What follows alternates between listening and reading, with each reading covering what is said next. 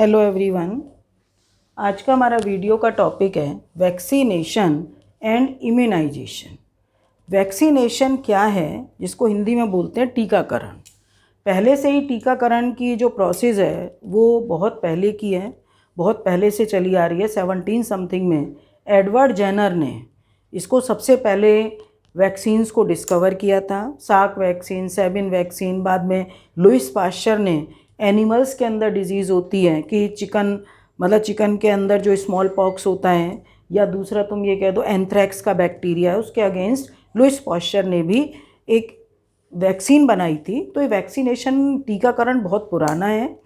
टीकाकरण का मतलब है कि एडमिनिस्ट्रेशन ऑफ एनी वैक्सीन, मतलब उस पर्टिकुलर डिजीज़ के लिए कि administration of any vaccine into the body के अंदर वैक्सीन्स को इंजेक्टेबल या ड्रॉप्स की फॉर्म में डालना, वो क्या कहलाएगा? Vaccination. Administration of any vaccine.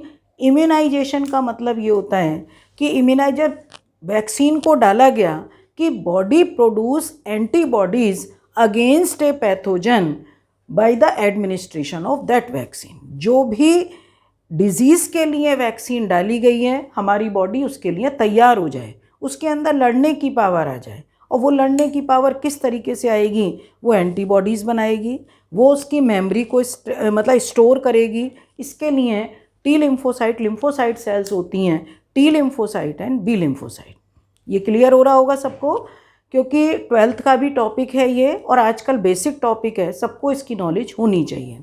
Vaccines किस तरीके से काम करती हैं यही मैं तुम्हें बता रही हूँ कि बॉडी को मेमोरी कलेक्ट करना उस पैथोजन के लिए। मान लिया पोलियो की वैक्सीन है, बच्चों को पोलियो की ड्रॉप्स जब हम डालते हैं तो पोलियो की ड्रॉप्स जो होती हैं वो किल्ड भी होती हैं, कि जो जर्म्स है उनको किल करने के बाद उसको वैक्सीन्स बना के तब बॉडी के अंदर डाली जाती है ड्रॉप्स की फॉर्म में। तो वो एक तरीके से मिमिक्री हो गया, नकल करना, कि जो जिंदा है वायरस उसको मार के उसको डाल दिया, तो बॉडी एक मिमिक्री हो गई एक तरीके से। तो बॉडी जैसी वो बॉडी के अंदर पहुंचेंगे तो बॉडी क्या प्रोड्यूस करने लगेगी? एंटीबॉडीज़, और उसको वो धीरे धीरे प्रोटेक्ट करेगी। तो कहने का मेरा मतलब ये है कि वैक्सीन जो टीका लगता है, क्या इसके टाइप्स मालूम है किसी को? ये जो टाइप्स है, 3 टाइप की वैक्सीन होती हैं। First generation vaccine, second generation vaccine और third generation vaccine. First generation vaccine का मतलब उस माइक्रो ऑर्गेनिज्म या पैथोजन, वायरसेस और बैक्टीरिया, इसमें फंगल डिजीज़ को हम नहीं लेंगे, वायरसेस और बैक्टीरिया के अगेंस्ट वैक्सीन्स के थ्रू जो इलाज किया जाता है उसको बोला जाता है वैक्सीनोथेरेपी। उसको क्या बोला जाता है? वैक्सीनोथेरेपी। तो वैक्सीन जो फर्स्ट जनरेशन वैक्सीन क्या है, उस पैथोजन को किल्ड करके, सबसे एक पॉइंट है किल्ड करके, दूसरा होता है उसको एटीन्यूएटेड इनएक्टिव करके। इनएक्टिव करने का मतलब है कि उसका जो न्यूक्लिक एसिड है, मान लिया कोई वायरस है, वायरस का ये न्यूक्लिक एसिड है, वायरस में न्यूक्लिक एसिड आइदर डीएनए और आरएनए, नेवर बोथ, कभी दोनों नहीं होते। तो इसको अगर मान लिया निकाल दिया तो नॉन रेप्लिकेटिंग हो गया, ये तो मतलब इनएक्टिव हो गया, अब जाके बॉडी में कुछ नहीं कर सकता, बस एक नकल है कि जो रियल वायरस है उसके एक तरीके से बॉडी के अंदर डाल दिया। तो इसमें मैंने यहाँ पे लिखा हुआ है कि वैक्सीन क्या है? Vaccine are product that help to prevent disease. A vaccine, दूसरी डेफिनेशन इसकी क्या है कि a vaccine is an artificial preparation of antigenic proteins of pathogen. ठीक है, तो इसमें वैक्सीन की डेफिनेशन लिखने के लिए, क्योंकि वैक्सीन को क्लियर डेफिनेशन लिखनी है, तो मैंने 2 डेफिनेशन बताई हुई हैं, एक ये फर्स्ट डेफिनेशन एंड सेकेंड, कि vaccine is an artificial preparation of antigenic proteins of pathogen.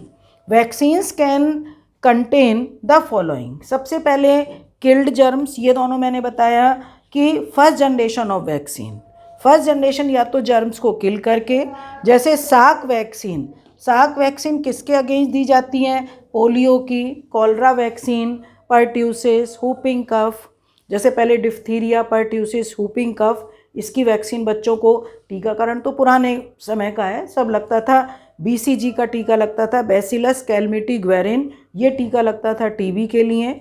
MMR measles mumps and rubella, इसका भी टीका इंजेक्शन लगता था। तो दूसरा जो है लिव बट एटीन्यूएटेड, जिंदे हैं पर एटीन्यूएटेड का मतलब उसको वीक कर दिया। जरूरी नहीं है जो मैंने अभी यहाँ बताया था कि पूरा DNA निकाल दिया, हो सकता है इसका एक पार्ट निकाल दिया, उसको वीक कर दिया कि वो नॉन रेप्लिकेटिंग है पैथोजेंस, जैसे सेबिन वैक्सीन। और सेबिन वैक्सीन में ओरल पोलियो वैक्सीन और MMR के लिए या टाइफॉइड के लिए वैक्सीनेशन जो है वो लिव या एटीन्यूएटेड। साक वैक्सीन इंजेक्टेबल वैक्सीन है और जो सेबिन वैक्सीन है वो oral polio vaccine. Clear? Second generation vaccine वो होती हैं जिसमें जर्म्स को नहीं डालेंगे।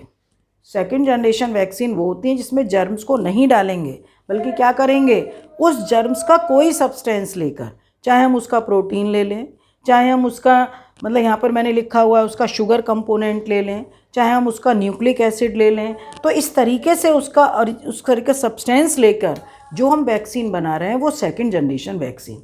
तो इसमें टॉक्सॉइड जो हैं, टॉक्सिन्स विद एंटीजेनिक प्रॉपर्टी, मतलब हमारे लिए टॉक्सिक नहीं है, उस बैक्टीरिया का टॉक्सिन्स ले लिया। तो ATS जो टिटनस का वैक्सीन होता है ATS, वो मतलब कैसा है, सेकेंड जनरेशन। और आजकल जो वैक्सीन चल रही है मॉडर्ना वैक्सीन, वो भी सेकेंड जनरेशन वैक्सीन है, mRNA की कोटिंग की है पॉलीसेकेराइड के ऊपर, तो वो भी एक तरीके की सेकेंड जनरेशन। पर कोविशील्ड की जो है उसमें वीकेंड करके जर्म्स को तब उसकी वैक्सीन बनाई है, तो Covishield vaccine first generation vaccine है।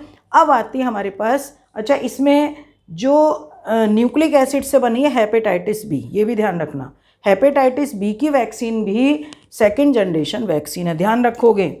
इसके लिए मैंने बताया जो कोरोना के लिए मॉडर्ना वैक्सीन चल रही है वो सेकेंड जनरेशन वैक्सीन है, और एक पहले से जो है जिसमें लिवर की प्रॉब्लम होके जॉन्डिस हो जाता है, और अगर इसका इलाज नहीं किया गया तो कैंसर भी हो जाता है लिवर का, तो ये भी एक सेकेंड जनरेशन वैक्सीन है। अब कोई भी कंपनी अगर वैसे बना लेती है वैक्सीन को, तो वो थर्ड जनरेशन वैक्सीन, जिसको हम सिंथेटिक वैक्सीन बोलते हैं, इसमें जर्म्स का कोई, ना तो खुद जर्म्स को लेते हैं ना ही जर्म्स का कोई पार्ट लेते हैं। ठीक है, तो बोर्ड पे केवल नोट्स की वजह से मैंने कि थोड़ा बच्चों को या कोई भी अगर पढ़े तो उसको ये समझ में आ जाए, तो नोट्स में लिखा है। अब देखो थोड़ा सा पॉइंट और देख लो कि vaccination prevents from infection by micro organism such as bacteria and viruses. Vaccination is based on the property of memory. अभी मैंने बताया कि मेमोरी कलेक्ट हो जाती है, तो ये और ज़्यादा डिटेल मैं नेक्स्ट वीडियो में बताऊंगी। Vaccination is the process of preventing inoculation that triggers the generation of temporary or permanent active immunity through antibody formation।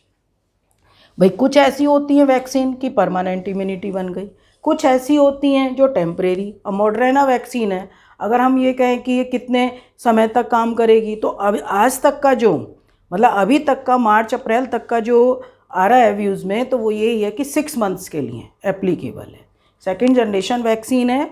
और बाकी कोविशील्ड फर्स्ट जनरेशन है, ये लॉन्ग टाइम के लिए भी हो सकती है, 2 डोज लग के लॉन्ग टाइम के लिए भी हो सकती है, पर अभी इन सब पर रिसर्च चल रही है। ठीक है, तो ओके, थैंक यू।